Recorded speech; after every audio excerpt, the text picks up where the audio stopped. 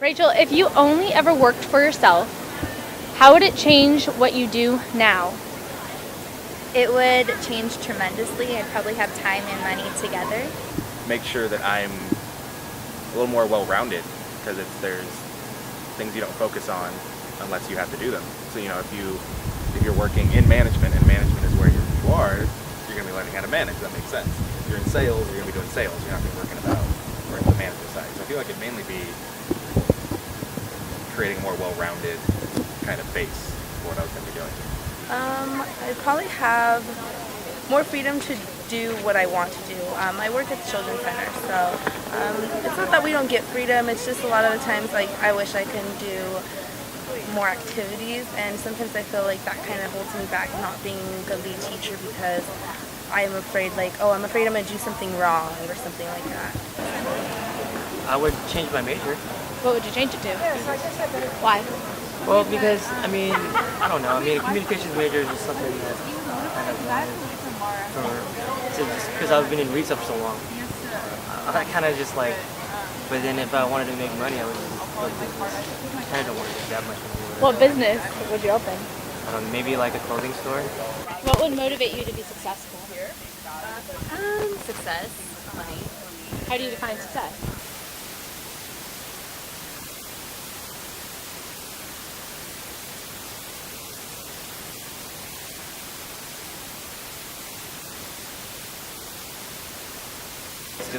That's the truth of it. Money is it runs the world nowadays, right? So that motivates me to be successful, but also self-worth and self-accomplishment, as in where I'll go with my career, no matter how much money I make it for that. It's kind of the idea that it's all on you. You don't really have.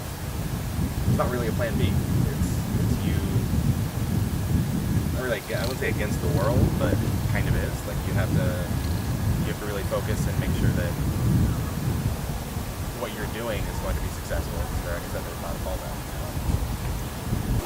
If you opened a business, what would it be? I would definitely say telecommunications and banking. Very nice. Why? Mainly because of the deregulation of energy. I think that's something people have to take advantage right now. It would probably be some kind of clinic that helps, disabled patients or people that are struggling with whatever problems they deal with. And I'm very passionate about, arts and music, so I would probably do something with that, but then not for entertainment purposes, but use it to help them better their lives. I'm kind of thinking right now to start my own children's center at maybe another school, because the one here is such a great opportunity for the parents who work here or go to school here, that I would want it to continue at other schools so that other children can develop as well as the children that do here. An animal rescue and a comic book store, possibly with a cigar shop, upstairs. Because those are the three hobbies that I have a tendency of helping animals, reading comic books, and smoking cigars. That would be, I don't know if you could combine those, but I would figure out a way.